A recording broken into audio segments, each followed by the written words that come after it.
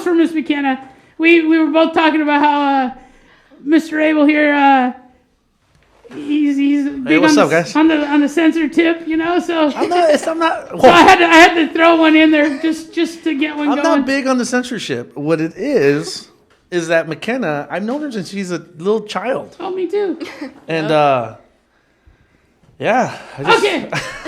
He's like Captain America in Avengers, where he's like, language. Except he's not Captain America. Thank you. See, hey, listen. I believe what Kenna said. Not what you said. You know what he is? He's Danny LaRusso. Hey, Danny LaRusso. Hey, Team LaRusso, dude. No.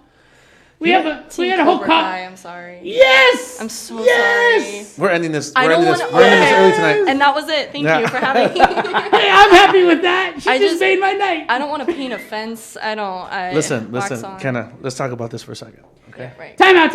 All of a sudden. No, you can go get right back to it. But I need to introduce McKenna Martin. Thank you for coming on the show. Thank you guys for having me. So this is a personal fan favorite for us to have McKenna on. Very, very cool. He just said it. We both have known her since she was a very little girl. Both have come up through the ranks actually with her. I've done instructor tests with her and all kinds of fun stuff. And we're kind of trying to grow a little bit and have some people in and tell some stories and have a little fun. And she's so grown up. She's going into the military here. She's heading off to the Army. Yeah, we wanted to get her before she left because it's a huge milestone. You know, I mean, you're off to go do some pretty big things, and it'd be kind of cool to like look back maybe a year from now. You know, absolutely. And we're like, oh, you remember we did this podcast? Oh, dude, I'd love to have her back. And she comes in and she's like, yeah. Then she's not laughing. She's not laughing. And she doesn't let you cuss. Yeah. She's like, she's all, this is bleeping America. You can't do Captain America. Yeah, exactly. Just super stoic. Yeah. Nothing's funny anymore. With a big old beret on. All chiseled. Exactly. That's so awesome. So before we go on, McKenna. Yes. Anything new with the school this week? Actually, hold on. Before we go on with the school. Yeah. McKenna, she's a black belt. Yes. Right? She's a 3rd degree black belt in the kids program, and then she's a full-blown black belt in the adult program, meaning that she's been doing this for a really long time. Very long time. Too long. Also, she's the person that teaches weapons to the kids here for once they hit a certain rank. She is spearheading the women's self-defense seminars. She's in charge of the development of that program. Actually, her and I worked closely together in developing that program, and she kicks butt with that. She is just awesome. She went through instructor training with us. Yeah. She's like the little one. Yeah. And we all went through that together, and it was hell. I will say when I think about adult black belt, that was hard for me, but that was something that was so fun, and we did so many fun things. The overnighter, there was a lot of laughs involved with the pain. Instructor training was a different type of hell. There was no laughter. I think we both agreed on that, actually. There was no laughter. There was no fun. No, it was different. There was a point to be proven in that one for whatever reason, and it was horrible. I don't know if I'm spilling secrets or not, but remember that point where they made you do very, very simple techniques, like, for example, an elbow, and you had to do it. We did it for 30 minutes, just over and over, and they would come by and they would say, that's wrong. Do it again.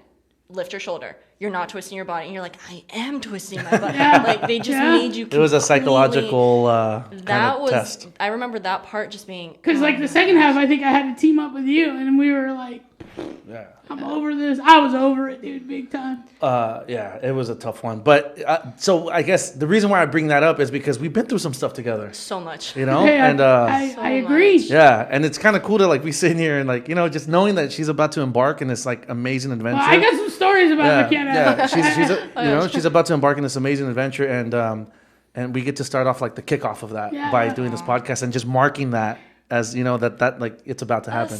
Oh my gosh, that's so cool. Well, you know what's really fun about this. is because I didn't know you were supposed to leave in March, or else I wouldn't have known you left. I would have been like, so when this is all come up, so this is kind of a good farewell. No, I wouldn't say farewell, just bon voyage. We'll see you later. Exactly.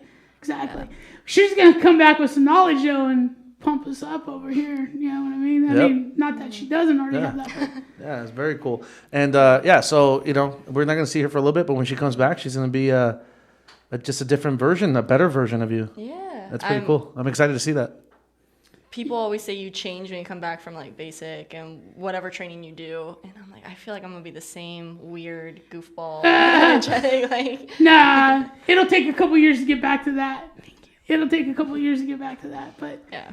I've seen people come back from basic training, different people for sure. But they become back to normal eventually. You Hey, know? so the school. School, what's going on? Yes, so we had a meeting yesterday. Yeah. Right? So Yeah. we had an advisory board meeting, then we had a instructor meeting, and it was really, really cool to see all those faces on the Zoom meeting. There was actually a couple of people like Camille, I don't even know if I should be saying this, but she's like in her nursing like suit and everything with her Yeah, mask in her and everything. She's nursing just garb. like trying to like listen in while she's. I just like hats off to that dude. No excuses. You know what I'm saying? Like I just totally respect that. She's not getting paid to be an instructor. She's doing this for the community, doing it out of the love, and doing it to continue the legacy and grow what we've been doing in this community. So hats off to people that do stuff like that. You know what I mean? For sure. There was actually two you people. both know how I feel about that. Yeah, there was actually two people that called me saying that they weren't going to be on, and they ended up being on. They said we figured it out. Cool. You know, it's just those little things mean a lot, man. And we both do know how it feels about that. Yes. But yeah, anyway, so the school, man, is doing well. We had that meeting. Everybody's on board in regards to testing. We are pushing that to the students, making sure that they have all the information. And hopefully, you know what? This reinvigorates the student body to, after all this COVID madness and all this, to start working with goals again, deadlines and goals, right? And also, because we're the ones that are spearheading this, hopefully it reinvigorates us as instructors to be out there with the community and teaching them and making sure we're polishing them up and lighting fires under our butts too to start doing stuff. You know what I mean? Absolutely. I It think definitely does. Yeah, man. the biggest takeaway, and I love instructing so much because it pushes me. I'm like, wow, these people are on their A game. I gotta make sure I'm on my A game because I have no right to be teaching them if I'm not able to do what they're doing times 10, you know? Yeah. So it lights a fire under our butts too, it inspires me watching other people work so hard. And I know I was in their shoes and I did that, but it's like you said, so important to have goals because now as an instructor, you think, so many people can sit there and be like, okay, well, I'm done. I've reached my peak, you know, but there is no peak. You Yeah, got to no. keep pushing. See, and I think all three of us know that. And anybody who says there's a peak, Yeah, dude. It's like I've always said, especially in this stuff that we do, because it's like the modern version of these martial arts, right? It's they're all false summits. Yeah. Because once you feel proficient enough in one thing, if you are truly proficient in that, then you need to realize that that's not it. That was a false summit. It is a benchmark, and that's awesome. It's good to congratulate yourself or to consider it a benchmark. But from there, your eyesight should be looking upwards to higher, to more learning, because there's a lot more. This is just like a little tip of the iceberg, you know, as they say, and there's just so much more to learn, you know. You should absolutely like acknowledge and like cherish your accomplishments, but being comfortable is like the most dangerous place to be. You should always have another challenge, another goal, something that you think is almost impossible, and then push yourself to do the impossible. okay, Absolutely. so how old are you, McKenna? I am 20. 20. Did you just hear that? So our last guest dropped some knowledge. She's 20 years old. She just said that. Spitting At 20 years old, I was not saying that. I'm just saying. That's why I love you, McKenna. Well, this is because what's it's- cool. Like, think about it. McKenna worked with so many kids here that are part of our community. You know, for how long? Yeah. And this is the stuff that she obviously believes it. She's a clear like testament to what she believes. She's about to embark in this amazing journey, right? Going into the military and learning more stuff, right? And you're going to add that to your toolbox that you already have, you know? And she's doing it. And this is what she's been telling these kids that she teaches. She teaches them punches and kicks, but there's so much more that goes with punches and kicks, right? In this studio of ours, Absolutely. right? Yeah, for sure. Absolutely. So, a quick question for you Yes. before we move on. You've been to the Big Baller's house. Is it truly Big Baller status? Who's Big Baller? Yeah. No, I love Abel's house for so many Yeah, Look, Big reasons. Baller house, right? first off, so let me many hold on a second. reasons. Let me clarify. My house is tiny. I live in the hood. I don't even know what this guy's talking about. You literally live down the street from here. I don't have a house like yours, though, man. I will say Abel's house isn't like the biggest house, but it is. You can just tell he takes pride in his home, and so does his wife. Like Well, I love my home. it is nice. It's very nice. I love his home. It's very homey. His fridge is always stocked with the best food on the planet, and that's the only reason I agree. That's probably the only babysit. true thing you said. My fridge is always packed. Like because we cook a lot, so it's Baller it status, always has dude. food in it. You know what I mean? Baller status. If I can complain about one thing, your street, when I leave, I know, it's so I tiny. usually can find parking, but when I leave and have to U-turn, I drive a Suburban, and I have to U-turn a Suburban, and there's no place to U-turn, so I have to pull into someone's garage and back out like 4 times and do that really damn. awkward in out before I can get down the other side of the street. That's funny. It's so tiny, and there's cars on both sides, and I feel like I'm gonna hit every single Yeah, one. I live behind a college, and the street ends at their stadium. Yeah. And so it's Oh, technically wow, you really are right there. Huh? it's technically a cul-de-sac, but you know how usually like cul-de-sac have like a circle, Yeah, like the so big like the house street with- ends, yeah, and then there's a circle. Circle. There's no circle here. The college took the circle part into their stadium, wow. and so like if you want to turn around, you gotta, like she said, like a 3-point turn, or in her case, because she's a lesser driver than I am, she has to do like 5-point turn. Wow. Oh, I felt that. Hey, she's learning. She's only 20. Oh my. So she does confirm there is baller status in the You're being Martinez house. ridiculous right now. Yeah, we call it ghetto fabulous or baller status. Oh my gosh, no, that's a perfect title. It's actually I ghetto love it. Ghetto Fabulous is better because Ghetto that's Fabulous, I'm absolutely. in the hood. So So, hey, baller. You're ridiculous. That's all I'm saying. There's always fireworks going off. I'll say that too. When last time I babysat, oh my gosh. McKenna, I hate to tell you this, it's not fireworks. Those were those were guns. Oh man, that is hilarious. Oh. Yep. Well, I heard a bunch of Maybe you're a homicides. little hood area. maybe. Listen, Gloria and I have been talking for a while. Like, oh, let's move back to Huntington, blah blah blah. Right? I mean, we love it out here. I mean, literally, all our family's here. Everything we do is out here. I've said this before, but we're like, dude, if we move to Huntington, like, I'm gonna get old fast. Why?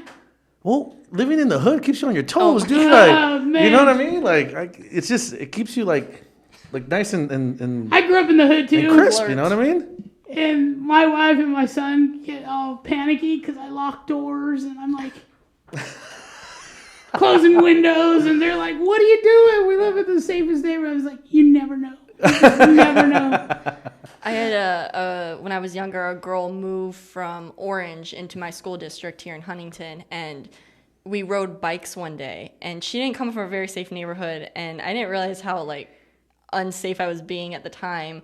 But we were riding our bikes, and I just left my bike on the lawn. And she goes, "Well, say goodbye to your bike. It's gone." I'm like, "No, it's not. Like, my bike's never going to get stolen." She goes, "Nope, like, that bike is gone." You see some crackhead down the street whistling, riding their bike. That's a hard lesson to learn, dude. That's funny. Yeah. When I was a kid, I had an awesome beach cruiser that my dad got me, and I thought I was the coolest kid. You know, beach cruiser, big old tires, the white walls. Yeah. It was a black beach cruiser, and I used it for like 2 days. I did the same thing you just said. I left it like leaning on something, like on the gate or whatever. Yep. And I saw a neighbor that lived like 3 houses down, riding it the next day. Oh. And my dad went out there. He's like, "Hey, dude, that's my kid's bike." And he's like, "No, this is not his bike." He's like, "I've had this bike for a long time." He's like, my dad's like, "Dude, really?" Like, he just got his bike stolen. Same color, same tires, same little scratch on the side. He's like, "This is my kid's bike." And he's like, "No." He's like, "It's not his. It's mine." And so my dad's just like, "You know what?" I parked it right there, and that's where I picked it up from. All right, so tell us a little bit about yourself. Oh, gosh. Where you're from. We know your age. Yep. A little bit about yourself. I hate talking about myself, but that's why That's I'm okay. here. So, well, I'm from Huntington. I lived here my whole life. I started doing krav when I was trying to think back the other day. I believe it's 7, or I was 6, and I had my 7th birthday like after my first class. Like, Pretty sure it was 6. I'm pretty sure it was 6 too, but it was very close to 7. I was actually thinking back to my first class. I don't know if it's too early to tell you this, No, but go for it. so I originally my dad wanted my brother to sign up for class. And what he had told my brother, and this resonated with me so much, although he was telling it to my brother, was, when I'm gone, you are the man of the house, and someone needs to protect your mom and your sister, and someone needs to protect the house. And he said, you're going into martial arts. You don't get a choice, but I hope you like it. But someone needs to protect the house when I'm gone. And he told that to my brother. And I truly believe, too, that, like, my brother can protect me, absolutely, but I just didn't want him to. And, like, even as a kid, like, something, like, in me was like, I want to do that. Like, I want to be able to protect myself. Because then my dad started asking, like, what are you going to do if someone comes in here and then grabs your sister? And I'm like, no one's going to grab me. Like, I want to be able to, like, protect myself. And at such a young age, I was like, no, like, I want to do that. And I had no idea what I was getting myself into. My dad told my brother, like, you're going to do this. And Wait, then how old are you? I was 6, 7. And I told my dad, and I was like, no, I want to do it too. And I don't know what I was getting myself into. I had seen, like, the first Karate Kid at this point, and that's what I was thinking. I don't know, Team but... LaRusso? Cobra Kai. I'm so sorry. I don't have to say nothing today. I didn't want to talk to you, McKenna. I'm so sorry. I think you can How much leave did he pay you? I think you can leave and we'll do this podcast. Team Cobra Kai. It's okay. That's right. That's You right. can go now. It's all good. But kudos to my dad, because I was such a Hopefully the Army straightens you out. Yeah, they're going to say strike with no mercy. Sorry. Strike hard, strike first, no mercy. I love it. I'm going to get that, like, tattooed right here just to piss him off. Tattoos? Now we're talking tattoos? Hey, man. You're growing up too fast, McKenna. You got to slow down. If I can go into the Army, I can get a tattoo. Dude, at 20 years old, I was a dad, dude, so she's good. She's doing the right thing. She's good. See, I have, like, the devil and the angel on those shoulders. Gary, stop it. No, the devil's fun. I don't So, know. Mr. Doug, if you're going to knock on anybody's door, it's not going to be mine. It's going to be Gary's. Yep. First one's going to say dad. That was good. Good job. That was good. With 2 fingers go like that. I think my dad, I don't know, I'm at that age where he's like, you can do what you want, make good choices, but he was never for me getting a tattoo. He goes, yeah. What was I saying? Oh, right. Back to my father when I was 6. Kudos to him, because I was such a shy kid. It took every ounce of courage for me just to talk to an adult. So for me to say that to him and say, like, no, I want to do this too. He was probably so happy that you said that. He did not flinch. He said yes. And in my head, I'm like, I'm going to have to convince him, right? But he did not flinch. And to this day, I, thank God, he did that. Because he could have been like, do you really want to do this? And I would have questioned myself and be like, oh, no, I shouldn't. And then I wouldn't be here, right? So I don't know if you know this, but I know it because I actually wrote the certificate for that. But you were the youngest black belt in our federation, and you were the first and youngest female belted here and in Israel. So that's kind of a big deal. Yeah, for sure. So you're saying when she was an adult, when she went into the adult black belt yeah, test? yeah, Yep. She was the youngest female. Yeah. that's why. And she was our first kids black belt over at BCK. Yeah. So that's kind of, yeah, I think my number was like 3 for kids. Yeah, you've been, your training is extensive. I mean, it really is. It's so hard for me to even think back all the time. Is it weird? Like you're training, like I'm just thinking about this right now, and like my mind is blown. Your training is so extensive already, and here you are embarking on this like journey where you're just gonna get more training. Yeah. Isn't that crazy? Yeah, here's a fun fact for you. I know you're 3, right? It was you. Yes. It was Olivia, and it was, I forgot her name. Julia. So, well, they tested before me. Yeah. And then I tested alone, which was like the scariest thing at the time. Yeah, it still is scary. I just kept thinking about, like, how did I do that? Like, alone with the instructor in the room the entire time, just sweating. Just absolutely. I was terrified, but it was also the coolest experience ever. But those 3 were the most like legit kid black belts that I've seen come through any facility. Because I was helping back then when you were. Yep. Yep, and I so I was remember. holding pads, and they were breaking boards, and Julia and her and Olivia. I was like, man, oh man, We pushed each other though. yeah, Let these me girls tell you. are phenomenal, man. Yeah. Pretty cool. It was definitely one of those things where you're like, it was really cool to be there to see that, and watch the first. You know what I mean? That was cool. I was so proud. It was like first 3 black belts in that studio, like junior black belts were females. I thought that was so cool. Like I just remember after I got my black belt, we all 3 were talking and we were just like, we gotta stay on our A game. Like I remember that conversation. She's also the youngest member of the advisory board of Yeah, that's Blackbelt cool. Collective. Nice. So I got to know your brother and was training with him a little bit when he was coming up. Yeah. And I'd always talk to your dad after because you would be running around too, but he would be training with a different class for whatever reason or doing something. Mm-hmm. And he would always say, yeah, DJ, I love DJ, but that's the one. And he would point over to you and he'd be like, she's going to be the one that carries the torch right here. And I was like, cracking up. DJ, I mean, thinking about it, DJ did his time. He did all the way to 3rd degree junior black belt, but he didn't have a choice to go in. My dad said, you're Like, going you to have go to. in. You need Yeah. to. And to this day, I absolutely believe he could protect me. He could protect himself. Absolutely. But he didn't have that same like fire under his butt where I was there because I didn't know anything else, and I saw one guy kick one board, and I'm like, this is it. This is the coolest. Well, the other thing too is that DJ's a sweetheart. You know what I mean? Yeah. Oh, he's, yeah. he's like, he's just a sweetheart. This girl over here is a firecracker. You know what I mean? So here's my next question: do you consider yourself a girly girl, or do you what do you consider yourself? Oh my god, absolutely not a girly girl, but not saying you can't be a girly girl and still do this. I always hate that stigma where you, if you want to do rugby, you can't be a girly girl. Because I did rugby, and I had so many girls on that team have like long acrylic nails. Their thing was going shopping. Like absolutely, you can do both. But for me personally, my sister's super girly, and my mom always dressed us up the same and stuff like that. And I think just at one point, I'm like, I don't want to be girly. I want to be like me. So I think that's where it started. But it's just funny that your sister's also a black belt. Yeah, exactly. So you know what I mean? Like it's like me here's about to it. shattering all those stigmas. You know what I mean? Absolutely. Good. I remember it was like prom.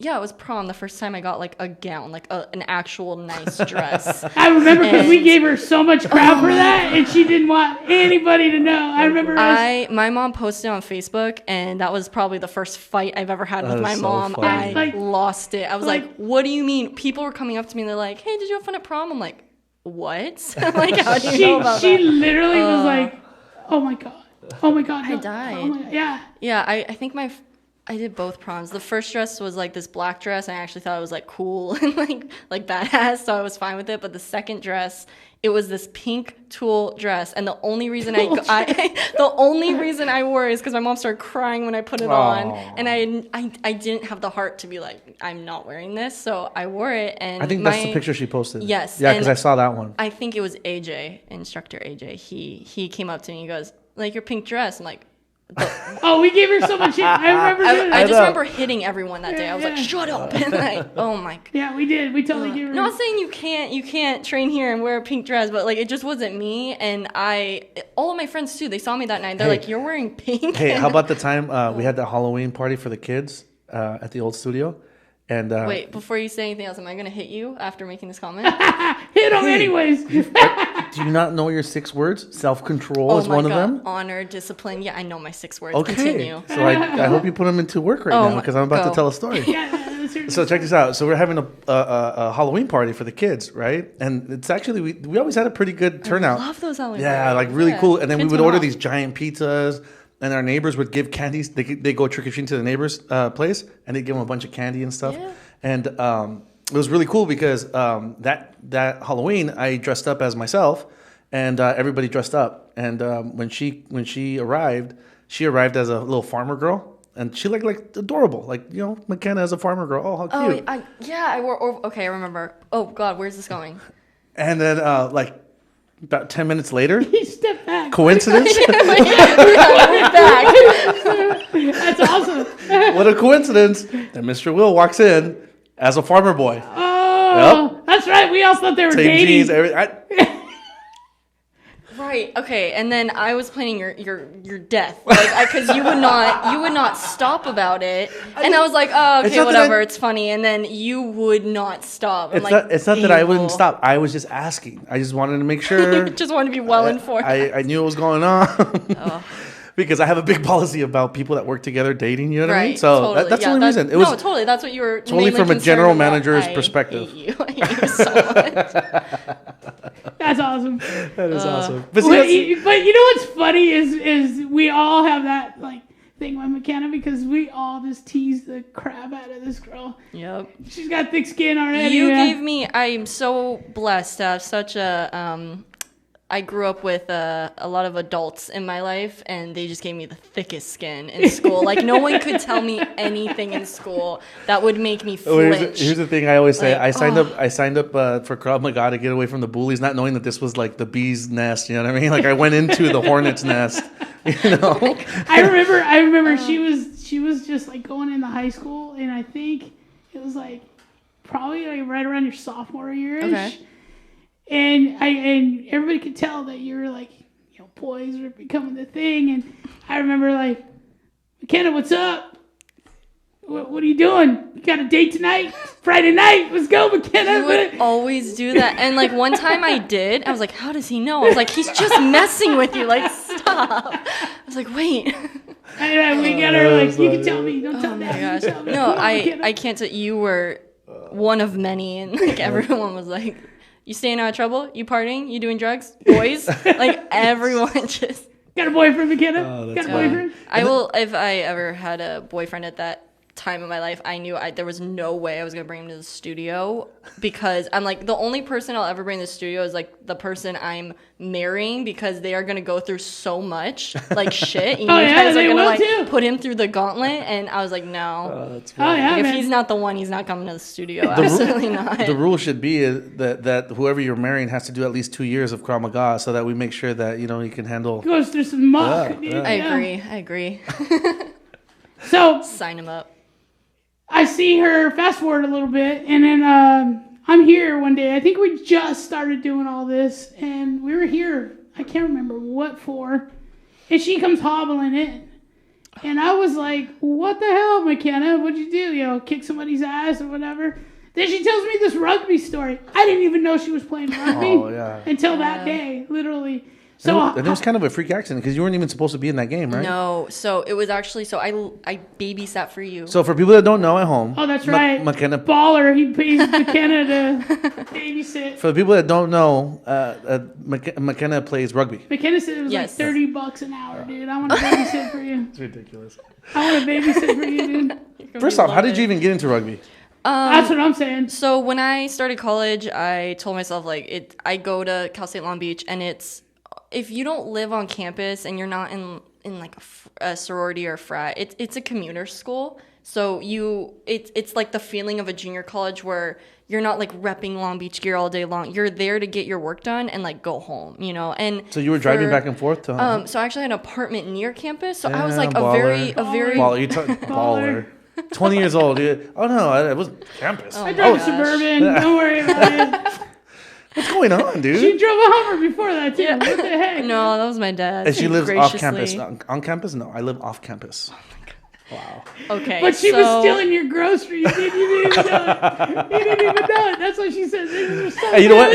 And I have so much food in my fridge that I wouldn't know if she took like half the fridge. You know what I mean? I was leaving just with bags. I was like, no, I came with these. These are mine. No, you just when they were gone. Jimena fell asleep and you just load them up in the car real quick. Abel wouldn't have said anything. He'd give me more. I wouldn't know. Yeah. I wouldn't know. But I started playing rugby because I did like oh, you know what? I did it the first semester, yeah. So I did like my first week of school, and I was just meeting so many cool people, and I went in with the mentality of like, I'm just here to get my work done and then go home and then go to Krav and then repeat that cycle and then work, because I was also working at like a law firm. So I was busy, and I was busy. So I was like, I'm just here to like get an education and leave. But then I started meeting really cool people. I'm like, okay, I want to be a little more involved.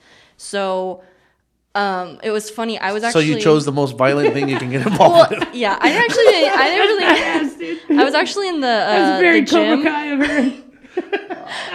I was in the gym, and there was like a HIIT class And I did it, and this girl in the locker room ran up to me and goes, "Hey, you're really strong." I'm like, "Thanks." And she goes, "Do you want to play rugby?" And I didn't even like really know what rugby was. And I was like, "No, I mean, I don't know how to play." And she goes, "No, it's a club. It's like open tryouts. Like, don't even worry about it. We'll teach you. We just need girls. We don't have a lot of girls this year." I'm like, "Okay." And the day of the first practice to like try out kind of, I walked on and off the field like 4 times, like halfway, and I was like, "No, this is dumb. Why are you doing this?" Okay, and then I walked farther, and I'm like, "This is dumb." And then one of the girls on like my 4th walk-in was like, "Hey, are you here for rugby?" I'm like, "I think so." And she goes, "Okay, try it out." And like the first practice, it was my first time seeing a rugby ball, and I was like, "Wow, that's a really weird football." And then the way you toss it backwards. I'm like, "That's the weirdest thing." They were talking about the rules, and I'm like, "That's insane."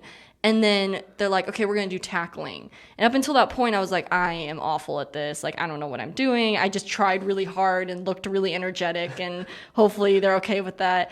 And then we did tackling. So they and said, I was "We're going to do tackling?" I got this. McKenna's brain. It is exactly like a crawl tackle, like how you get to one knee. And I could not, like, there was not one girl I could not tackle. And I was like, "This is the best thing ever." Yes! And then I went home and I watched a bunch of rugby games. I'm like, "This sport is sick, and this is where I need to be." So that's how I started rugby. And I did it for 2 years and then broke my foot. But yeah. So how'd you break your foot? So I was Yeah, we babysitting gotta for hear that you. story. And it was That says it like, all right there. Yeah. Jimena. Jimena just came out of nowhere and snapped it. No, she could. Let me tell you, she could. I was babysitting for you, and I got a call, and I was late. Like, you guys were going on a date night, and they're like, "Hey, can you come to the San Diego game tomorrow?" I wasn't supposed to be there, and they're like, one girl's not gonna be able to make it. Can you come? And I was like, no, I don't know. Like, I don't think I'm gonna be able to make it because I had stuff going on later that day. It was just too close. And then they called again. They're like, "Really? Like, we just need a player. Like, we don't want to disqualify." I'm like, "Okay." So I woke up at 4 a.m, drove to San Diego on the pitch by 6, and first 5 minutes of the game, the ball was tossed to me. I went to run it in. Like, the opposing team member, she tackled me. It was a clean tackle, but then she just... So when you get tackled in rugby, you have to set the ball. So I'm on my stomach. And you can watch this on YouTube, by the way. The whole thing's on YouTube. I need to see this. Yeah, I should show you guys. For our in Long Beach Rugby, CSULB Rugby, go watch it on YouTube. You can see me break my foot. But I go and set the ball. I gotta get that plug in. I go and set the ball. And then she kind of just rolled wrong. Like, she had to get off me. When you tackle someone, you tackle them and then you roll away. Mm-hmm. As she's rolling off me, I just hear a snap. And I'm like, that can't be me, because I didn't feel it right away. And my teammates take the ball and they continue the play. And I roll over and she's crying. So I'm like, oh, it was her. But I realized I kicked her in the face, I guess, and that's why she was crying. But I roll over and I'm like, that can't be me. And I go to get up, and you can see in the video, I start like falling. Like, I limp, and I just like, oh gosh. And I keep walking off the pitch because I didn't know what to do. I'd never been injured before. And McKenna's so tough. She's running after the ball with her leg, carrying her leg. It's like... I just start like walking down the pitch. I'm like, I don't know if I should like lay down. I don't know if someone's supposed to come to me. But I just didn't want to mess up the play. So I'm like, I'm just going to remove myself from the field. And I start limping off, and I just like, my foot did not feel connected to my toes. Ooh. It was insane. And then once they took the cleat off, it was an insane amount of pain. Like, I felt fine. I was like, it's probably nothing. It's probably nothing. That's because you had everything tight. They took that cleat off, and I was like, oh my gosh, okay, amputate it. Like, it's done. Man. Yeah, so it was a Liz Frank fracture. It was very minor. It healed incredibly well. They're like, it could have not healed better. However, like, there's still pain when I go a little too hard on it. I just got to monitor it, ice it, and like, nothing's wrong, but... It was probably a shock when I came in, like, with a cast, like, crutching around. So the girl was crying because you kicked her in the face? Yes. Did you just black out and just kicked her? I don't know. Like, when someone tackles me, I think my cleat just, like, knocked her. And I will say, my first rugby game, I didn't break her nose, but she had a bloody nose really bad. Wait, the same girl? No. Sorry. Oh, I was going to say you guys had history. My first rugby game, I injured 2 people really bad, and that made me like reconsider. I'm like, I need to hone it in a little bit, because this game's not about like beating people up down the field. That's Croft. But like, this game is about like, you know, good sportsmanship. Like, it's safe chaos, you know. I could like seriously imagine you in the morning when you wake up, and this is your mirror, and you're literally saying that to yourself to like convince you not to break anybody. You cannot hurt anyone today. Yeah, every morning I have to remind myself. But yeah, positive affirmations. Hey, we all got to do it somehow, man. It happens. She has to tell herself not to hurt anybody. It's kind of like me working for the city. Today you will not hit anybody. Hey, so you're all good then? Yeah, no, I'm all good now. But what about like that? Remember that time when AJ broke your arm or something, and your little wing was broken for something? No, it was for my black belt testing. My collarbone just like popped out, or it was this one. It was Rosario. I was grappling Rosario. Didn't AJ hit you or something and like mess you up or something? I don't think so. AJ's such a bully. You want to hear AJ's this teddy bear. What are you talking about? Trinity story? I told you this one. She knows this because I did it to her. What's up? Oh, I know what you're gonna say. She's like going through her black belt test. Right? Oh yeah, I know the story. And Bo's like, "Hey, go hard," you know. And I'm like, "It's McKenna, dude. I love McKenna. I'm not gonna go hard. I'm not gonna punch her in the face." And I'm gonna leave. And she starts mopping me up, man, just like kicking me, hitting me, and I'm like, okay. And your dad's like, you can go harder, Gary. You can go harder. Should have kicked him in the nuts. Dude, she was whooping my ass. Dude. She was whooping my ass because man, come on. I'm still, a little bit. I have a little bit of a conscience, dude. But she hit a point, right? And she kicked me so hard. I said, I'm gonna bait her into kicking me that one again, and I'm just gonna put my fist up as I kick it, as she kicks. Well, she came in hard, and she kicked me hard, but I caught it. Yep. At the same time, I punched her, but I didn't realize how hard I punched her. Her other leg came out from under, and she went straight down. Boom! That was the first time I saw stars. Like, you rocked me. I felt, dude, because I was really trying not to do that. Do you remember what happened after, though? No. I got up and I was like, fight me. Like, I was so angry. Yeah, and I wouldn't fight her and she'd beat the crap out of me. That's pretty smart. They were like, you need to calm down. Like, but I was like, fight me. And they're like, calm down. Okay, he did. Because I looked at her dad, I was like, I'm so sorry. Oh, are you kidding me? My dad was like, do it again. I don't care. Like, she needs to toughen up. I was like, I'm so sorry. No, but I needed to get I'm so ashamed of myself. What a bully, dude. I hate people that take it easy or took it easy on me because I was little. Like, but you did everything you absolutely should. Hey, Kenna, why don't you tell us a story of that? Remember that guy that you sparred? Oh, come on, you got to tell a story. How about someone else? I wasn't here for that. I keep hearing the story, and I wasn't here. And look, we're gonna hear it from her. Yeah. Oh gosh. So it was a fight. So I'm gonna set the scenario here. It was a fight class on a Saturday. Remember those Saturdays were like notorious. Like it was like my favorite childhood memories ever were big fight classes, and then everyone stayed after, hung out, and then fought some more, and we were there till like late afternoon. Yeah, and it was like everybody. It was like it was all the beasts on Saturday. They would all show up, and it was always these awesome fight classes where, I mean, we all went hard, but we all loved each other and we respected each other, we all trained hard. You know what I mean? Absolutely. And this was one of those. There was a little knucklehead that was going really hard on like the women. Like he'd spar guys, and then like he'd take it easy because he didn't want to get lit up. But on the women, he would just like try to tee off. Well, this particular day, Mr. D was in charge of the fight class. Yeah, he was proctoring. So he makes a big circle because he sees that this is happening. So he makes a big circle, calls him in the middle, and Kenna, get in the middle, and then you take away from here. So Mr. D had like whispered in my ear, and he goes, "Do you see what he's doing?" I'm like, "Yeah, I don't like it." And he goes, "You're fighting him next." I'm like, "Okay." So he sent me in, and at first I was to send in the enforcer. I was pretty light with him because Mr. D had said, or maybe he was wearing his shirt or something, but I knew he was like a yellow belt. Like he was not like an experience. Like it was my first time ever seeing him in the studio. But that's kind of the point. If you're not experienced and you're throwing that hard, you're gonna either hurt someone or hurt yourself, or you're gonna get hurt because we'll eventually send somebody in. Yeah. So he sent me in. We fought. It was super light at first, and I was not going hard at all. I was sending like very accurate combos. I'll say that, but like I was not going off at all.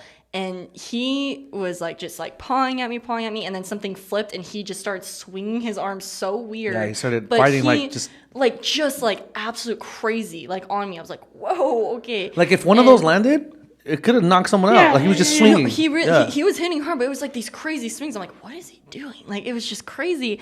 And Mr. E called time and said, "Do you understand? She is going easy on you. She is a black belt. She is, I think I was a second-degree junior at the time." He goes, "She is a second-degree junior black belt. She is going easy on you. Do you understand that?" And he goes, yes, I get it. And then we fought again.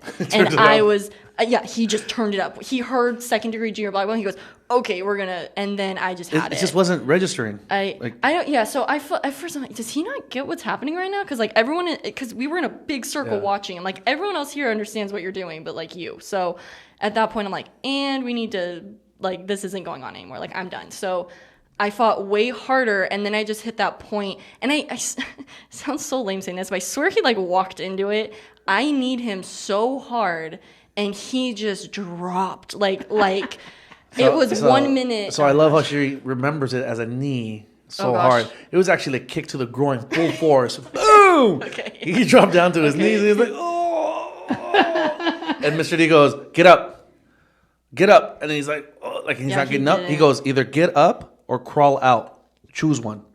And then he just crawled out. Everybody, the whole room, it was a packed room. Everybody was just those are the best moments, dude. man. Best learning moments. I remember, like, everyone went quiet, and then, like, I think he went to the bathroom or something, and he got sick or whatever. Yeah. But everyone just started screaming. They're like, "Whoa!" And at the time, like, I wasn't like, I was like almost embarrassed. I'm like, okay, I hurt someone again. Like, I wasn't trying to boast about, but it was just funny. I know I was, but it was just awesome, Cobra Kai. That's right. All you Cobra Kai, you guys are all the same. Strike first. Same, man. That's right. But I just remember, we apologize later. We don't. I don't want to boast about it. I like literally I injured a yellow belt. That's nothing to be proud of, right? So I just stepped back to my spot next to Mr. D, and he just like pat me on the back and he goes, "Nice job." And I look over at my dad, and he's like beaming. I'm like, okay, that's awesome. Yeah. And why wasn't I mean, listen, guys. The reason why we say that story is because hot, right? It's called the boiler room for a reason. I'm sweating. Oh my god. I told you. I warned you about drinking that tea. I know.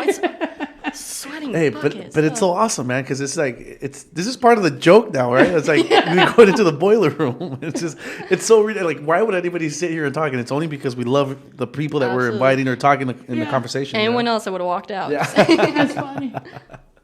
Yeah, I remember McKenna doing that to several people. I don't think she realized it, but I remember her getting called in for a lot of people. Like a lot of times, like I remember Mr. D asking, he goes, "Hey, they're going too hard. Light them up." I'm like, "Okay," but I didn't think like it's not like he told me that. I was like, "I'm gonna go beat someone up." I'm like, "Okay, I gotta focus. I gotta fight hard. I gotta like not embarrass Mr. D." You know, it was more of a we wanted to keep people in check and not do that, but I wasn't going in there like, look how awesome I am.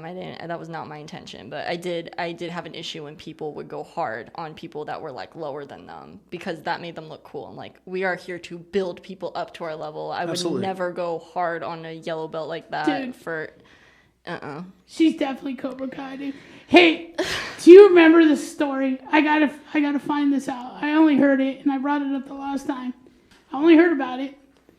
About her pushing cars up and down the street. Oh, dude, you know what? Before we tell this story, let's go ahead and give her maybe a 5-minute break. She gets some air. I don't want her to pass out. But that is a great segment to start off with. All right, guys, we'll see you in a little bit. All right, so Miss McKenna had to pee, so we had to we had to go. These two were about to pass out. They need to go. That's funny. Don't say nothing, because he always teases me about the damn defibrillator out there. Saying that he bought that for me. I didn't even say anything, and the only reason why I bought that for you is because I love you. See, ass. So the reason why we took a break was because McKenna, actually really shocked about it. McKenna is the first guest that complains about how hot it is in the boiler room. Oh my God! Now I know why they call it the boiler room. Can we please take a break? I'm getting sweat in my eyes. I could have kept going. You were just nice enough to be like, yeah, let's... I think he was hyperventilating. Right? No, it's Abel. The good thing is that we do have the defibrillator out there just in case it's needed. That's hilarious. I could have kept going too. We're back. It's that Danny Russo type thing that you got going on over there. Love Russo, please. Whatever. Why the Army? Why Army? Yeah. Yeah. Oh my gosh, that's a good question. You know, for a while, I like hated when people ask me that question because I'm like, why not? Like, serve my country. And then people are like, yeah, but why are you really doing it? Like benefits? I'm like, no, because I mean those are great, but I want to serve my country. And for a while, especially like before I went to college, I was thinking about the Army for a while. My uncle is a sergeant major in the Army, Oh, nice. and I've always looked up to him. My dad always said he wished he went into the Army, but he met my mom right away, and they wanted to start life together right away. So this is your dad's brother? Oh, no, sorry, it's my mom's brother. Oh, okay. Uncle Steve, Sergeant Major Lotz. So I've always looked up to him. I thought it was just such a cool job. I always heard his stories. And, I mean, I really thought about it. I'm like, okay, but why you? Like, why do you think you can go in? And I just want to do something where I'm helping people, and I thought the Army is a really great way to do that, as well as if you think you're strong enough and brave enough to go in and do that, then you should. And I just feel like this duty to protect people that want to help, but not in that way. And I feel like if I feel like I'm strong enough and tough enough to do it, then I should do it. You know, I should help people in the way I feel like I can help them. I don't think I'm like a very gentle, nice people person all the time. So like going into like a different way of helping people, I don't think that's it. I'm like, if this is how I can help people make the world a better place, like I want to do it this way. And if kicking ass is the only way I can help my community, I'm gonna do it. Sign me up. Well, yeah. Dude, Appreciate it. that's a total badass. Dude, I'm kind of like your dad, though. you can't even like make this up though. Yeah, I know. Dude, it's so awesome. If the only way I can help people, no mercy, man. I'm telling you, dude. So I'm telling you. That's it. I'm kind of like your dad. I was a young dad, but I had always thought of going either Army or Navy. Everybody always goes, how come not the Marines? Because I was not a Marine type of guy. I was an Army kind of guy. I wanted to learn something. I wanted to be impactful. But then I started having kids at a really young age, and then I was like, oh, gotta go to work. Time to have to make some money. Gotta put the food on the table.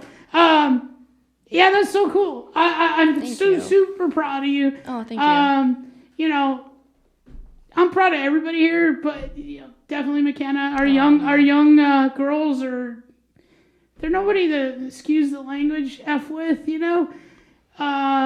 have some empowered women that come to our school. That's for sure. Anywhere from like.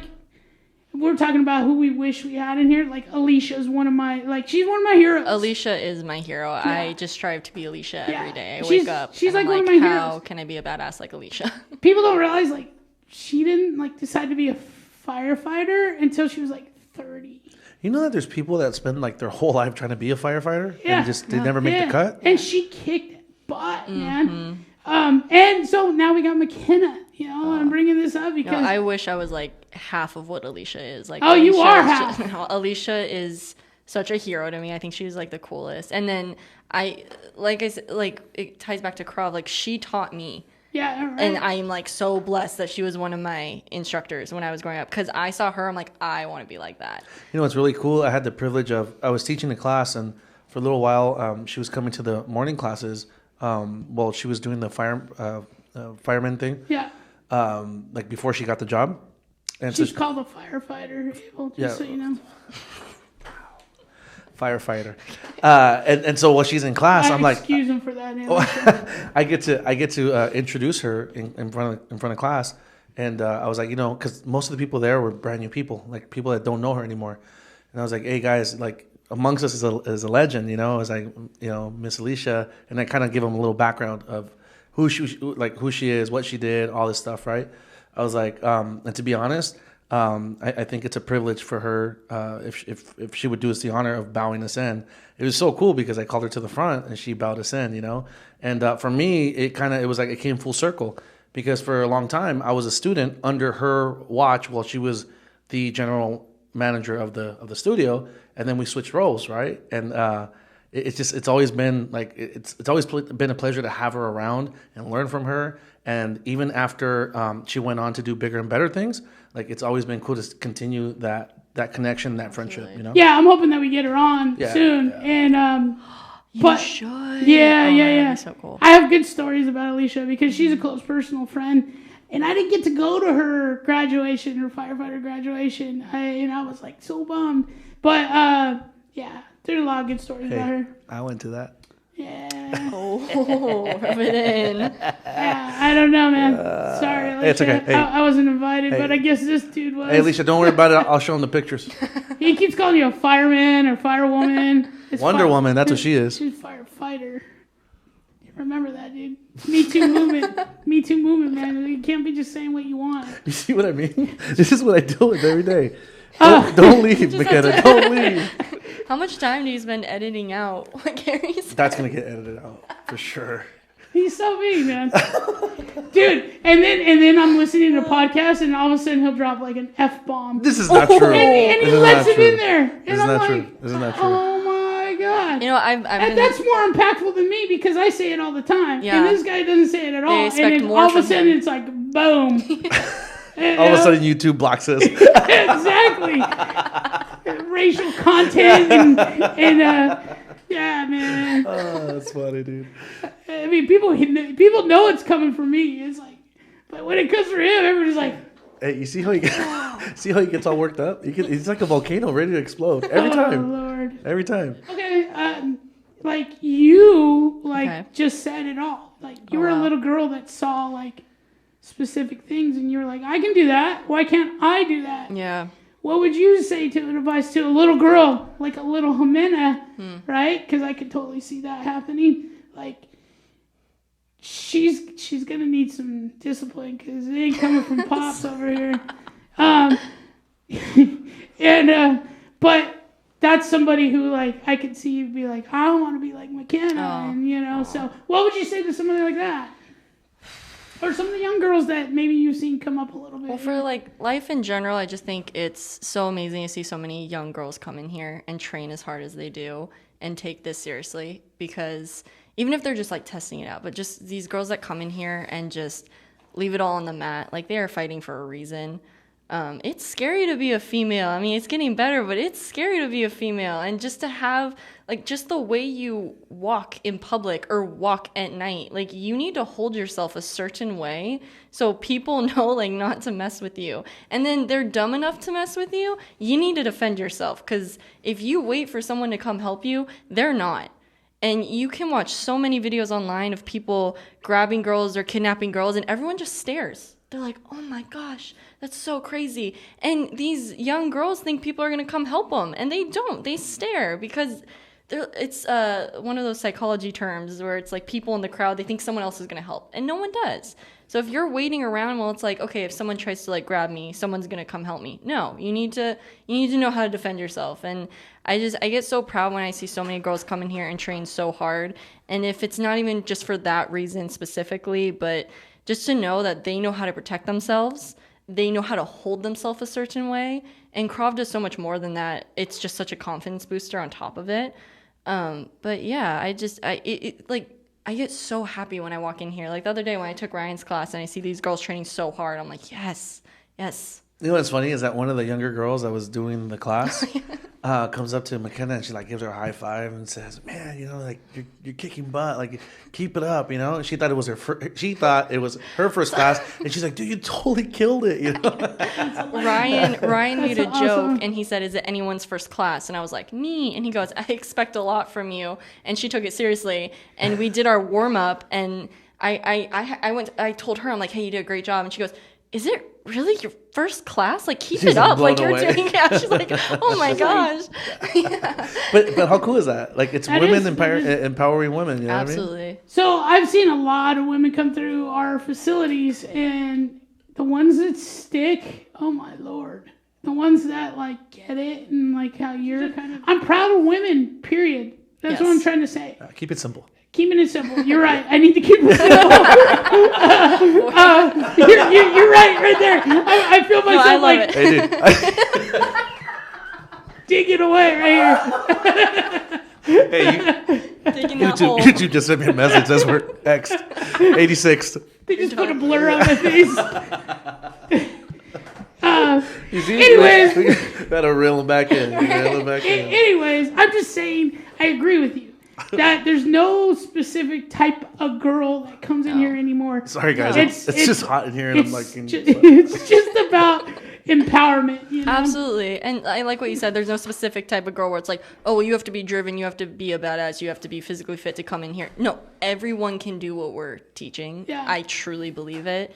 And we get all types of females in here, like we get all types of men in here. So absolutely. I mean, look at Abel. Wow. I Okay, so you're getting ready to go in the Army, getting ready to go in the boot, become a boot yourself, strap on the boots.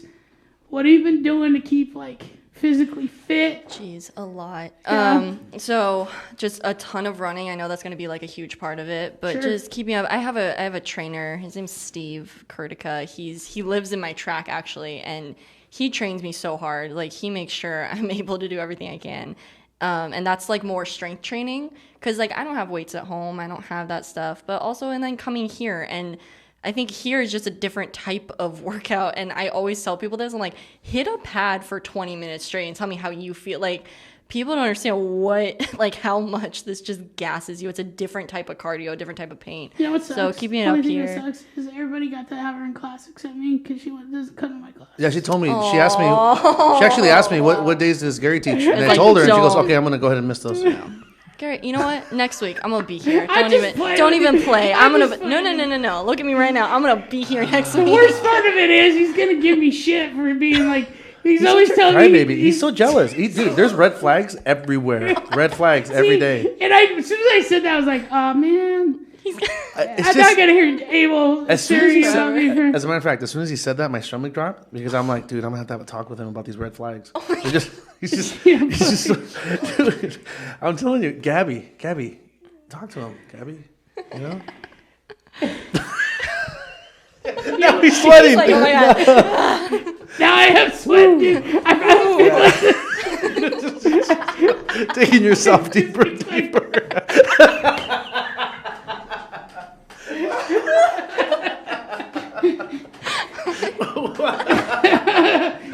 I don't know what to say. I did totally just kick myself in the ass on that one, but hey, you know. Listen, it's okay to be jealous that somebody doesn't go to your class, you know, and You know, out I'm of just pity, jealous because she's like the number one girl in the facility, and it's No. like, come on, man. No. Everybody wants that. It's okay. Now she'll be there. definitely not Now she'll be there out of number pity. Good. Yeah. I Oh, don't- good.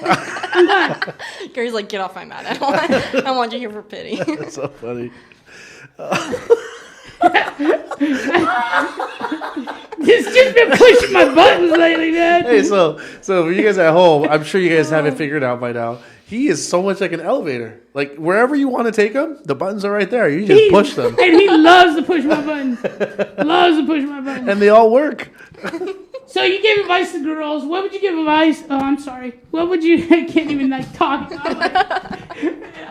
What would you say? What would you say to the instructors coming up? Because we got a decent group of instructors, He's but all shook up now. I'm trying to pull it back in, man. He's trying to be professional. I know. He's all shook up like he can't get it together. No. I'm listening. I'm Okay, okay, Ignore Abel. Okay, forget about the red flags. Forget about all We that. got pictures out here now. We're gonna drop pictures all over those things.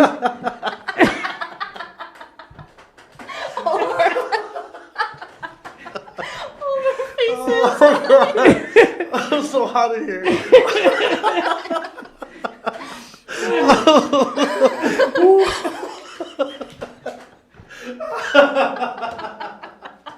We just come in and all of them are sweating. Gary, you're ridiculous, dude. I was trying to be nice here and reel it in, but Okay, I'm sorry. Let's reel it back in. Abel keeps doing poking the bear. Gary, I'm listening. That's funny. Yeah, It is funny. hey, that's the least you can do, McKenna, since you missed all his classes. Damn.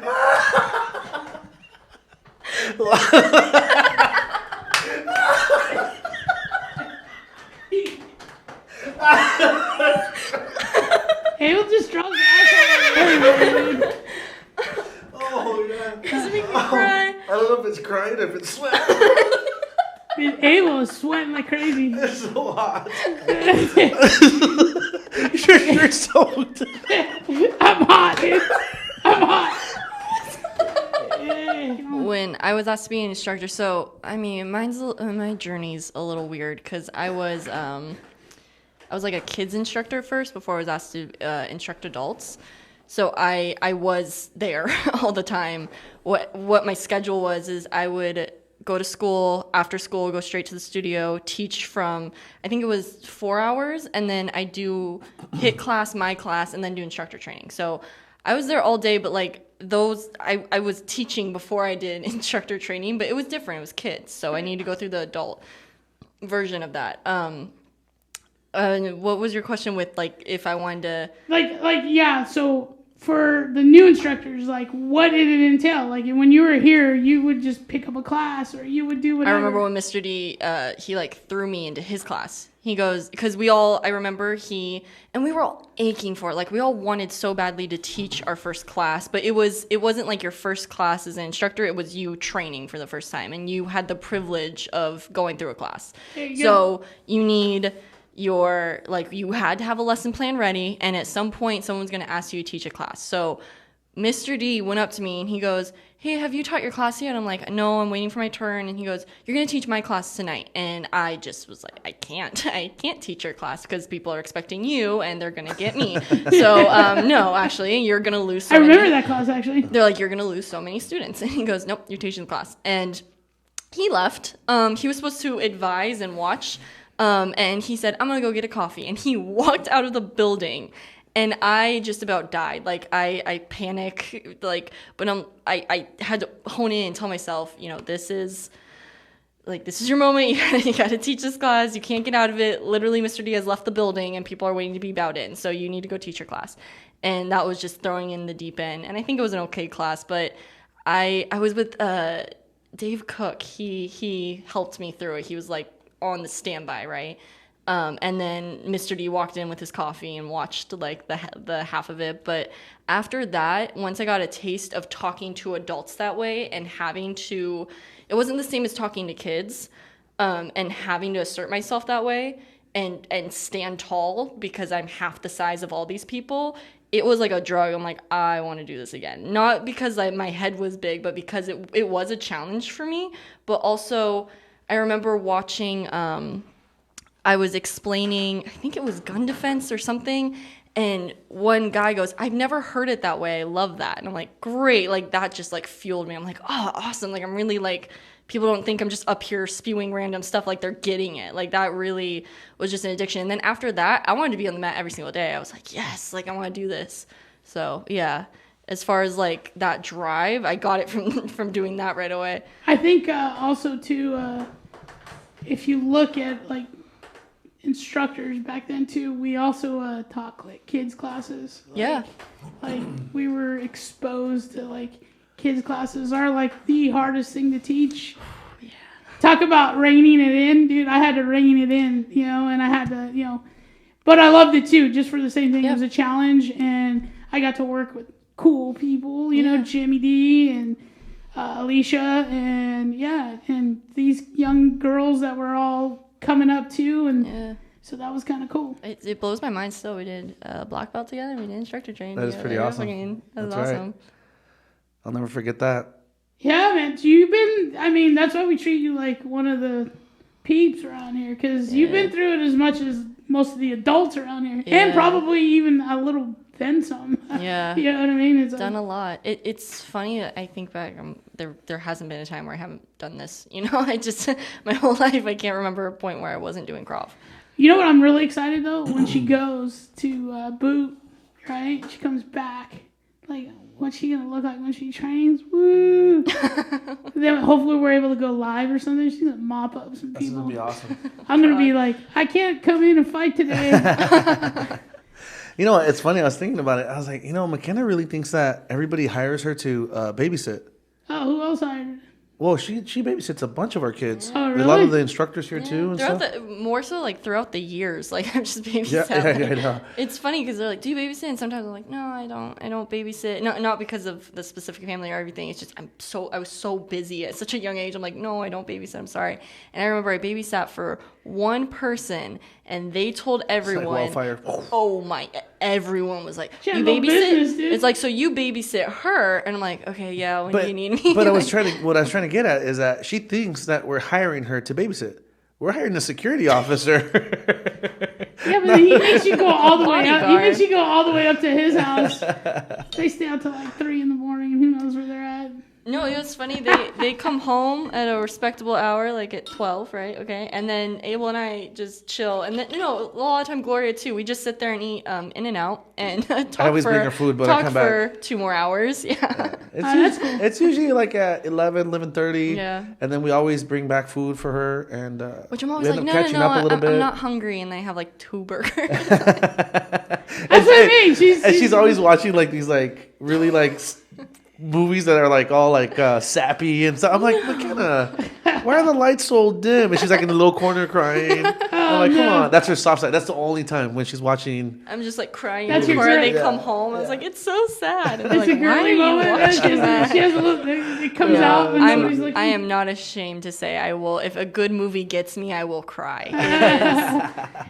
Yeah, you know what? Me too. What was the last movie you cried in? Mine? Yeah. Stars Born. No, Well, I did cry Stars Born, but I also cried in Honey Boy, and I also there's a couple. Yeah, there's a couple. I've seen a lot of movies that I've shed a tear. Silver Lining. You cried at I Silver didn't Linings cry. Playbook? I didn't cry in Silver Linings Playbook. Why'd you cry? Come on. I love Dude, that movie. that guy is more like me than a lot of people think. That is one of my favorite movies. I didn't cry during Hey, it. that guy had a jealousy problem too. I'm just saying. Dude. That's one of my favorite movies. I just watched it again the other night. Okay, we can skip this. It completely derails him. Look Like, at oh it. god. So, who do you consider your mentor? Ooh, oh my gosh. Like, okay, well, I'm so lucky to say, like, I've had so many, which is, like, such a privilege. God, I can call out so many names throughout the studio from when I was 6 and so on. So many people taught me so many different things. And I'm so honored to say that. And a lot of it was that Saturday morning fight class. Yeah. And so many adults just treated me like a kid, but like an adult. Like, they talk to me like an adult. And you get hit like an adult. And if you want to be here, you got to work for it. And I don't know, I got so many life lessons from so many people.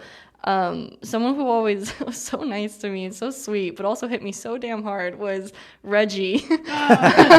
Me too. Yeah. He hit everybody hard. Someone who I love so deeply, Mr. T. Absolutely gave me some of the best fighting classes and fighting tips ever. He's amazing. I love him. I feel bad. I could write a book at how many names. T's one on my short list of people who I want I to used to hear. love doing his classes, man. Like, Dude. if you felt like you were down and out, go to one of T's class and you walk out of there like you're walking on air, man. He just knew how to like build you. You know what I mean? That guy secretly is into comic books, so we talk comic books all the time. Like, I'm a nerd by heart, and I didn't realize he was either. But when I got sick, he bought me tickets to go to the Marvels. Like, you go in, it's a live show, and we got to go and hang out. Wow. Yeah. So when I went to Comic-Con, I met the creator of the Superman comics in the '60s. Wow. And I got him a signed print of Muhammad Ali and Superman fighting with all the stars in it, and it said "Thanks T for everything," and all that. That's a nice gift. Yeah. Wow. I'm gonna get you some tickets or something. Yeah, man. Hey, man, I love that guy. That guy always had positive things for me to, So. Yeah, like I said, his classes were always like those classes where you'd work hard, but like you would walk out of the place like just feeling like a better you, man. Like just pumped up. He just had a way of just building you up, man. I love that.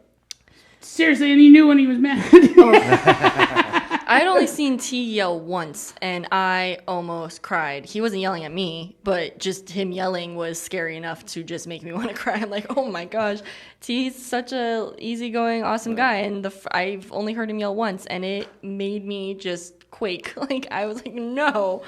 But also, mentors, Mr. D, like, from day one, always pushed me just a little harder. And I always was like, he's bullying me. And they're like, suck it up, like, work harder. And so, I mean, I give him props because when I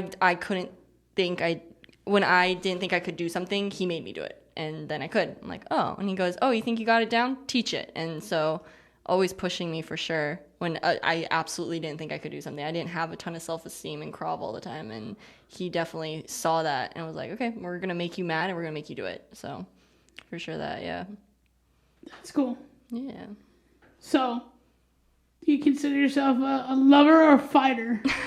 Fighter.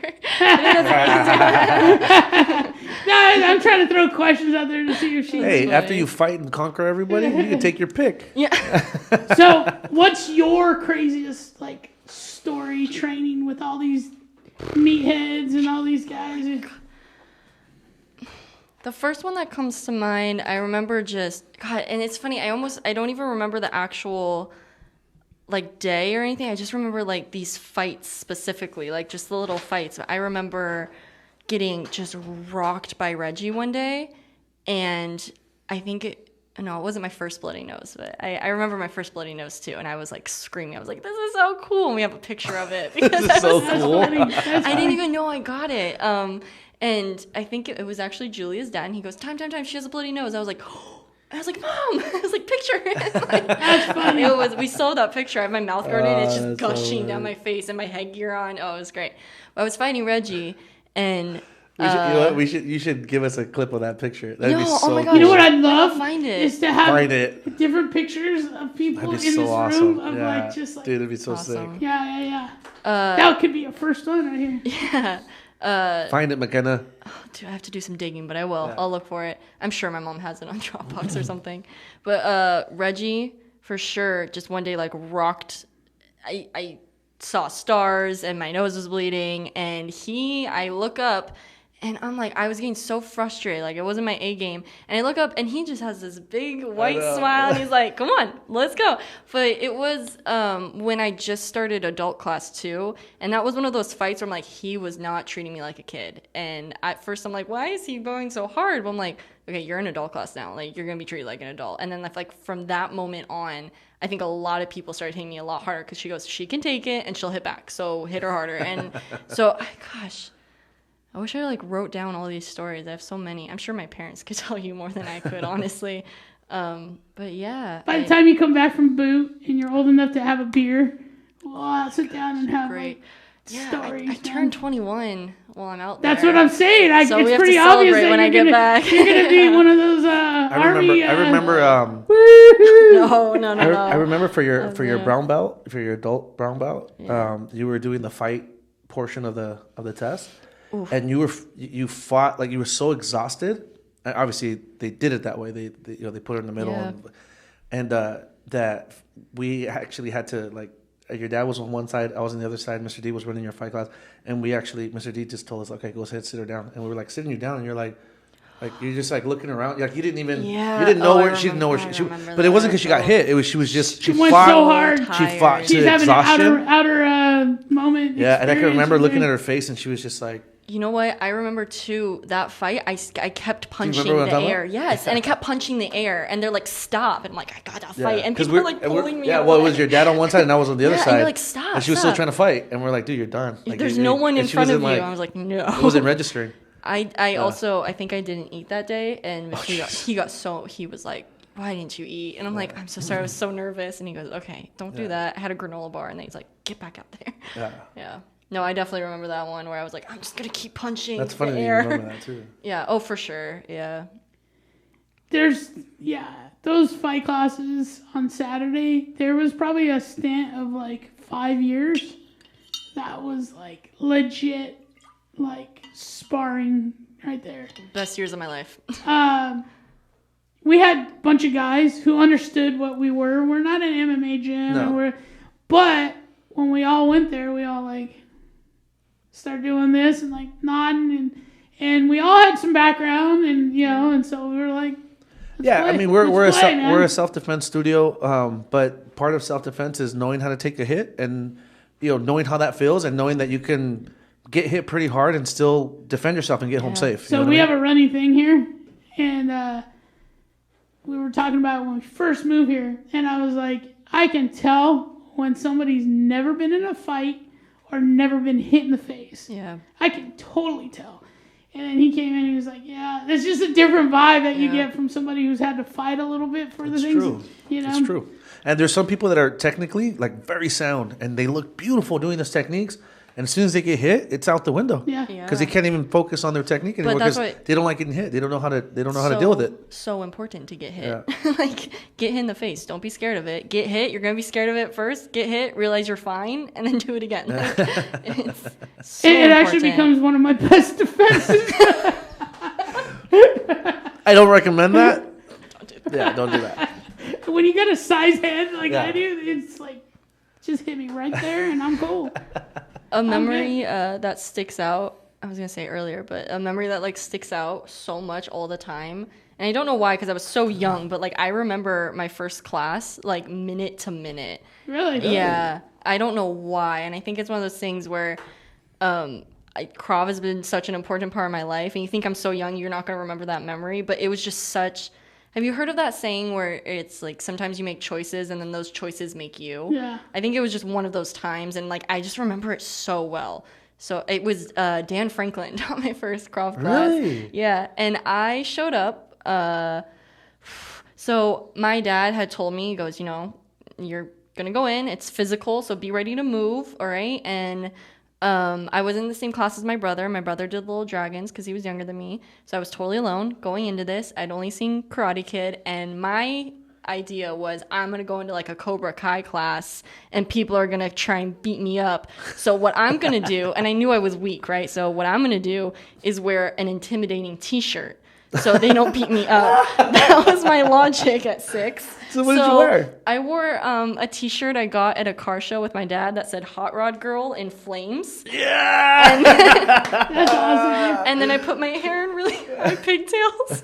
Yeah, because Little horns? because pigtails are real scary. I thought at the time they were. Oh, okay, I thought they made me look Now- really, really... Now the battle braids that you put on when you test, those are scary. Thank you. Because you know that someone's about to get Yeah, I cracked. can't have a ponytail when I test all Yeah, the time because it doesn't work. Yep. But yeah, so I put my hair in pigtails and I showed up to class and I got on the mat. We like bow in. I'm like, I look stupid because everyone was in a gi at the time, and I was like, oh damn. And I remember, I think my first question before they started, they're like, do you have any questions? Like, when am I gonna get a gi? Because I thought it looked so dumb. I was like, oh god, I messed up. So we did the class, and I do remember like learning my fighting stance, doing my punches in the air, and I remember Mr. Franklin came over and he looked me in the eye and he goes, you're not screaming. And I was like, yeah. And he goes, no, scream in my face. I'm like, no, like he's crazy. And then I did it and he goes, louder. And I really screamed. He goes, great. And then I was just like, that's so weird. And that's like the first time someone told me to scream and I didn't get in trouble for screaming. I was like, this is cool. And then I remember at the end of the day, we did flying side kicks and I was so scared I was going to fall. But I ran at that thing as hard as I could. I hit it as hard as I could. And I'm sure I didn't hit very hard at the time. But Dan, he stepped back and he goes, oh, and this like stuck with me. And thank God he gave me some like positive reinforcement. But he was like, that was an awesome kick. Like, how, are you sure you haven't done this before? I'm like, no. And he goes, gosh, I like felt that in my rib. I'm like, That's yeah, so cool. you did. Like, That's a good instructor, dude. It gave me so much confidence. I'm like, I'm going to come back and hit him hard. Shout out like, to Dan. No, Yeah. absolutely. And that's why, like, when I instruct, I'm like, I don't like over positive reinforcement because then they don't take it Right, seriously. right. But when they do something right, and especially when it's like someone and you know they need a confidence booster, like how important that is. And you think kids like shrug it off or they don't look like they're really appreciating the comments you're giving they them. heard it. It like sticks. And thank God he said something because I was cool. like, I'm not doing anything right. I'm not doing anything right. And then when I did that and he goes, that was an awesome hit. I'm like, oh my gosh, okay. And I was hooked after that. And then I remember I went through everything. I watched Julia and Olivia's black belt test, and I wasn't too far behind them. I think it was like 2 belts behind, but I wasn't far behind because I was the next black belt on that list. But I watched their black belt test, and I was like, I need a black belt. That is so cool. Like, I remember watching their tests and what they had to do for it, and then watching even their pre-test, and I was like, this is amazing. And I was so obsessed with getting my black belt. Like, I have like a lifetime friend, and she even said, like, you did not talk to me for months. Like, you did not leave. You were at your house, you were at school, and then you were at the studio. Like, you did not go out. And then even then, I remember I did my kick combos at home, and I practiced them over and over. Like, my mom still knows them to this day because I was like, did I do it right? Tell me again. Like, was my leg up? That's funny. So it was, after that, I was just hooked. I was like, oh my gosh, we're going to do this. And then second degree, I'm like, okay. And then he goes, you need to go into adult class. I'm like, I'm not big enough for that. And he goes, nope, you're going to adult class. And then I got the shit beaten out of me, but it pushed me. And yeah. I have a good story about your dad, dude. The first time I think we were green or yellow belt. I think I was yellow going into green. And he was proctoring part of our test, right? Nice. And I'm like, Doug's this badass, dude. And I was like, and I'm an adult, but I'm like, ooh, Doug, And my partner, of course, is like, ooh, Doug too, but he's not thinking at this point. And your dad asked for a volunteer, so Woody goes, right here, me. I was like, yeah, him. Our first sacrifice. And your dad was so pissed off because we weren't going very hard against chokes against the wall. And he took Woody and slammed him against the wall and picked him up. I was like, he's my hero. This guy, I want to be like this guy, man. And Woody's like, Hey, next time you see Jimena, say who's Mr. Doug, and she'll tell you. Superhero. She says it. She does that all the time. She goes, your daddy's a superhero. Oh, she's told you before? Yes. Oh, that's so cool. that's funny. That's sweetheart. It melts my heart, and I know my dad appreciates it. That's so We got to get Doug in here for sure. my gosh. I'd love to just have fun with him because he's serious guy sometimes, so I'd like to jab at him a little bit and have some fun. Yeah, no, I don't like to jab at him. I like to keep it cool with him. Nah, I man. don't try to push his buttons. No.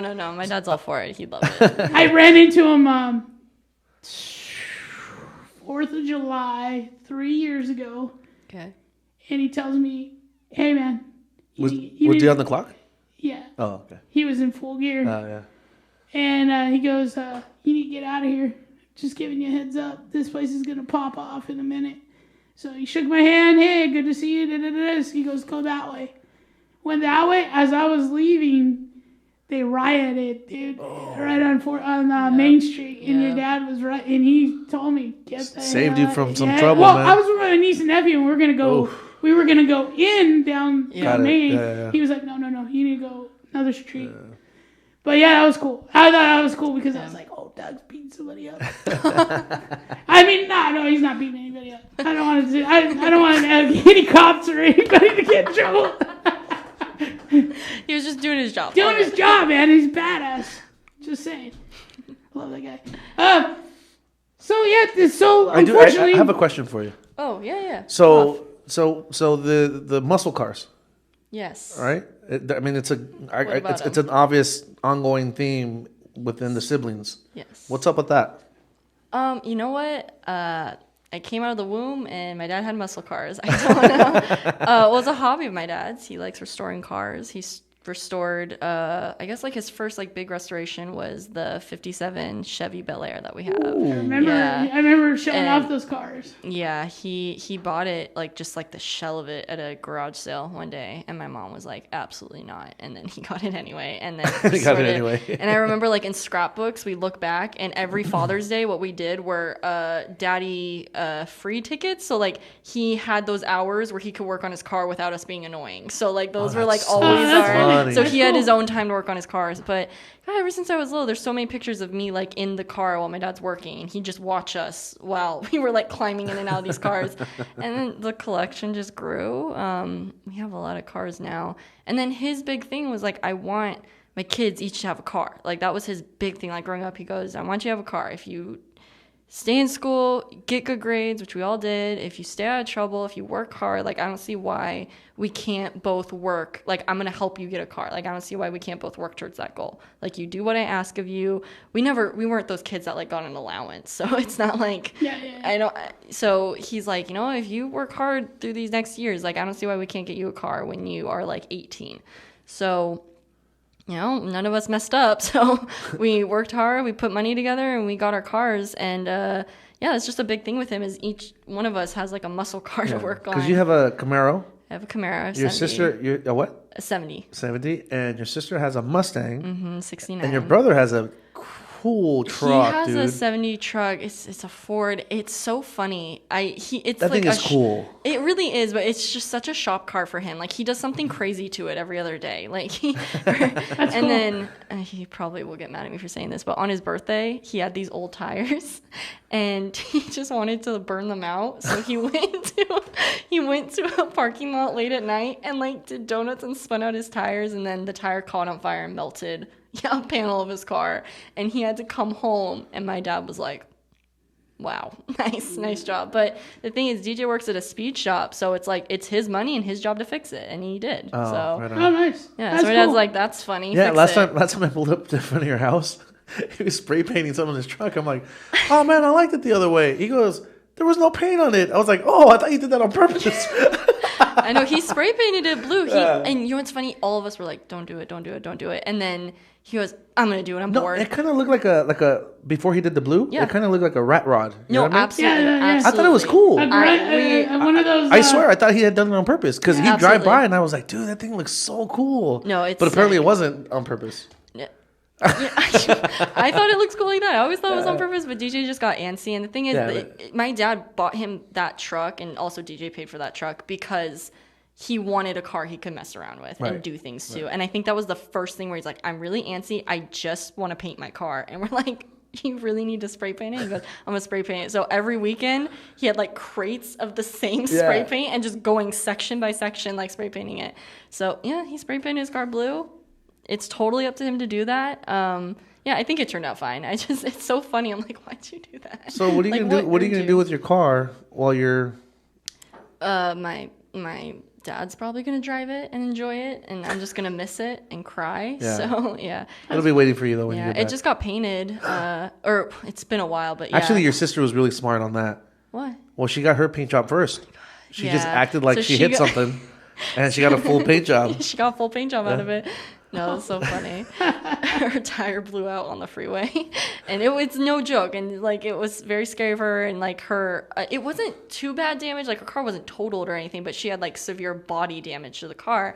And my dad's like, well, I guess she's going first. Like we'll get the body damage out, and while we're doing the body, like let's paint it. I remember telling And I'm Shannon, dude, you're so smart. Like you just rammed into something and told, hey, Dad. Look at what happened. I kept making jokes like I've been a safe driver, like and like I should be rewarded for getting my car Let painted. her drive her car with me. Hey, listen, learn that early. What did we say the other day? The universe will slurp you up and spit you it out, will. and it doesn't care. It will. And if you learn something from it, congratulations, you got something extra. Because there's people that don't. So I run into these guys at different places. And I should run into DJ quite a bit. And the funny thing is as he's gotten older, I don't recognize him as much. So funny. And so he'll be It's the like, same. well, I just haven't, taller. yeah, and I haven't seen him in Yeah. forever. Yeah. And I was at a football game, and he was like, Mr. Gary. I was like, who are you? And he's like, DJ. I was like, because last time I saw yeah, DJ, he was little, he was like yeah, this tall, He you know? shot up. He's tall. And yeah, so he's always super, super, super, super nice. Whenever I see him, comes up to me always. I did catch him in Target one time, messing around. Oh my god. And I think I freaked him out. I was like, "Hey, DJ!" One time I did like recognize him. I was like, and he's like, "Hey, what's going on?" I mean, he's a good kid, so I know he's not doing anything, you know. Yeah. But they're just having Caught him fun. off guard, I just yeah. caught him off guard. Absolutely. So that's pretty funny. Shannon, I've run into her and her boyfriend a couple times. Yeah. And yeah, so it's fun always to see your mom and dad. Yeah, it's cool because I like that. I mean, the studio's always been so close to my house, whether it was like 11 minutes that way or 5 minutes this way. But just like it's local, and we see people from Crov, we see people in Crov sweatshirts, and we're walking around, and we're like, oh my gosh, like Yeah, this is so man. dope. Yeah, community, so like so HP. during the first closure, like when we had to shut down, where we went all digital, while we were doing the videos and stuff, like I couldn't take care of the kids and do the videos, so my parents weren't here for 2 weeks, and so their family stepped in, and if it wasn't for them, all the curriculum that got recorded, all that stuff that actually kept our studio open, it wouldn't have been able to get done. And what was really cool about that is that Jimena was already going to school, so she was used to like a certain like structure, and even though she was so young, Jimena already was like learning. Like I had like a sit down, like she'd learn curriculum and stuff, right? What better that like Jimena was there with McKenna and Shannon, and then your mom would jump in and give her like a lesson. So it was just like, dude, I had like 3 for the price of 1, and Jimena would come home super happy because for a little while when she stopped going to school, she had a chip on her shoulder, dude. She was not doing well, and these girls, like I'm telling you, like Jimena always asks about them, or when they call me at 7:30 when she's going to sleep and we pray, like she'll throw your guys' name out there and all that stuff. Like it's just like she won't forget that, and I'm eternally grateful for that. Your family, stepping up and helping us. I came in one day and he had the kids here, and it was just him. I don't know, you guys might not have been around or something, and he had to watch them. I never saw so much distress in his face. Well, you can't get anything done. You can't get anything done watching 2 kids. Oh, yeah, you can't. And then when I was here, I was like, well, I'll play with them, man. I'm good with kids. I love kids. Dude, by the time I was like, I gotta go. Yeah, it's like half an hour in. Oh, poop, I gotta go. She's like, Mr. Gary, I hear kick me. That's kick like, me. I'll be honest with you. Like usually when I try to like ask Shannon or McKenna to take care of the kids, like we usually plan it to like where like one already is put down to sleep, and then the other one will probably go to sleep within 30 to an hour. And so like we try to make it a little easier because they're full of energy. I mean you know how it is. Yeah, oh yeah, for sure. Well, that age they're full of energy. Period. But that one right here that has like an extra little battery right here. She's like my dad. Yeah. Oh, She's like my dad. Yeah. Dude, they're like Energizer bunnies, I asked dude. his dad, I was like, what do you think of Jimena? What would you... Well, we definitely need to get her some discipline. And No, he didn't say discipline. He said say? we got to bring her a little bit down. Like learn. Do we say teach her how to bring it back take it down down a a little bit? notch or something like that. That's right. Yeah. But once she learns how to like hone that in, she's gonna have this like fire in her. Like I wouldn't have it any other way. That girl is so special and so cool and so insane, and she's gonna always have that like spirit in her whole life. Yeah. I love your daughter so much, and I'm not kidding. When I babysit, I could take care of both kids, but it's almost so nice when Luca's down because Jimena just wants to wrestle. Yeah. So rough. like for hours. Just wrestle. And I'm like, I could not watch another baby. Like, we just won't be able to wrestle, Like, I can watch another baby, but, like, I couldn't wrestle with her and do that. And she just doesn't get tired. You know what's crazy is that Mr. Alex was here one day, and he was teaching her the technique of taking her down, and she still does it. She does a takedown the proper way. That's why. Yeah, she does it properly.